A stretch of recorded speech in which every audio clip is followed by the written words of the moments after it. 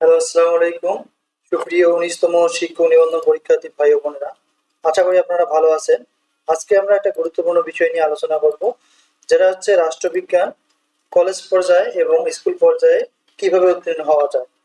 আমি মোহাম্মদ আবু বকর সিদ্দিক, প্রভাষক রাষ্ট্রবিজ্ঞান, আব্দুর রশিদ ডিগ্রি কলেজ, ঠাকুরগাঁও সদর। আমি যেভাবে রাষ্ট্রবিজ্ঞানে উত্তীর্ণ হওয়ার জন্য পদক্ষেপ নিয়েছিলাম এবং আমার কলিগরাও যেভাবে প্রস্তুতি নিয়েছিল সে সম্পর্কে আমরা আলোচনা করব, এবং আমরা কয়েকজন রাষ্ট্রবিজ্ঞানের অ্যাসিস্ট্যান্ট টিচার এবং লেকচারার মিলে এই সাজেশনটি তৈরি করেছি। 18তমতেও আমরা এই সাজেশনটি তৈরি করেছিলাম, সেখানে অনেক কমন ছিল, 95%-এরও অধিক কমন ছিল। আশা করা যাচ্ছে 19তমতেও আমাদের সাজেশন থেকে ইনশাল্লাহ কমন পাবে। আমাদের 19তম শিক্ষক নিবন্ধন পরীক্ষার জন্য রাষ্ট্রবিজ্ঞান স্কুল ও কলেজ পর্যায়ে রিটেন সাজেশনটি অলরেডি কমপ্লিট হয়ে গেছে। 18তম নিবন্ধনে আমাদের সাজেশন থেকে 95%-এরও অধিক কমন ছিল। আরো বিস্তারিত জানতে পারবেন আপনারা যদি আমাদের ইউটিউবের কমেন্ট বক্স গুলো চেক করেন, বিশেষ করে 18তম নিবন্ধন রিটেন রেজাল্টের পরে, তাহলে জানতে পারবেন যে ওরা আমাদের চ্যানেল থেকে বা আমাদের সাজেশন থেকে কিরকম উপকৃত হয়েছিল। আমাদের সাজেশন হচ্ছে অনলি পিডিএফ ফাইল, যেটা আমরা উত্তর সহ হোয়াটসঅ্যাপে দিয়ে দিই। আমরা 19তম নিবন্ধনের রিটেন সাজেশন দিচ্ছি। স্কুলের প্রাইস হচ্ছে যেটা 329 কোড, এটা হচ্ছে 250 টাকা। আর কলেজ লেকচারার এটা হচ্ছে 250 টাকা, টোটাল 500 টাকা। আমাদের সাজেশন নিতে হলে যাদের প্রয়োজন রয়েছে তারা এই হোয়াটসঅ্যাপ নাম্বারে আমাদের সঙ্গে যোগাযোগ করবেন।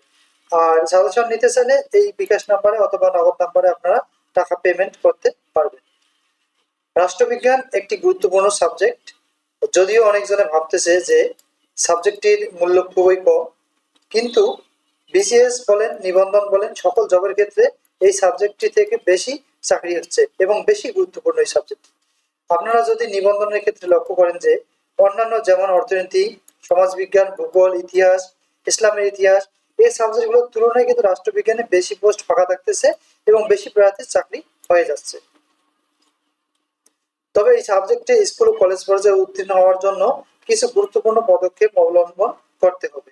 সর্বপ্রথম আপনার হাতের লেখা ভালো করতে হবে, প্রশ্নের মান অনুযায়ী লেখার পরিমাণ হতে হবে, অর্থাৎ প্রশ্নের মান 3 মার্ক, 3 মার্কের জন্য তো 3 পেজ লেখা যাবে না, এ ধরনের কতটুকু লিখতে হবে সেটা মাথায় রাখতে হবে। সকল প্রশ্নের উত্তর সম্পূর্ণ করতে হবে, অর্থাৎ পরীক্ষার মধ্যে 100 মার্কের অ্যান্সার করার চেষ্টা করতে হবে, এবং লেখার মধ্যে যেন কোথাও কাটাকাটি না হয় সেদিকে লক্ষ্য রাখতে হবে।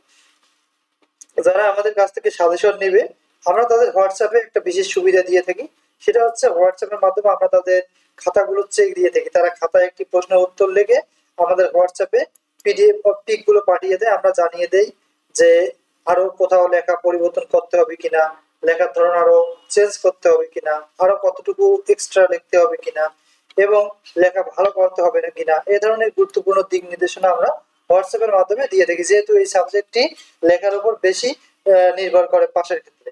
যদি আপনারা খাতায় লিখে এর স্ক্রিনশট গুলো আমাদের হোয়াটসঅ্যাপে পাঠিয়ে দেন, তাহলে আমরা জানিয়ে দেব যে প্রশ্নের পরিমাণ আরো বাড়াতে হবে কিনা বা লেখা কিরকম আরো করতে হবে, এই তথ্যগুলো। তো সকলের জন্য শুভকামনা রইল। আমরা আশা রাখি 19তম নিবন্ধনে আমাদের সাজেশন থেকে 90% অর্থাৎ 95%-এর অধিক এবারও কমন থাকবে।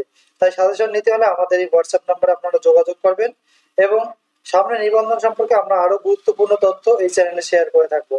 নিবন্ধন যারা 19তম দিবেন তারা চাইলে আমাদের চ্যানেলটি সাবস্ক্রাইব করতে পারেন। 18তমদের মতো আমরা 19তমতেও কাজ করে থাকবো ইনশাআল্লাহ। তো আসসালামু আলাইকুম। আমাদের তথ্যগুলো ভালো লাগলে চ্যানেলটি অবশ্যই সাবস্ক্রাইব করবেন।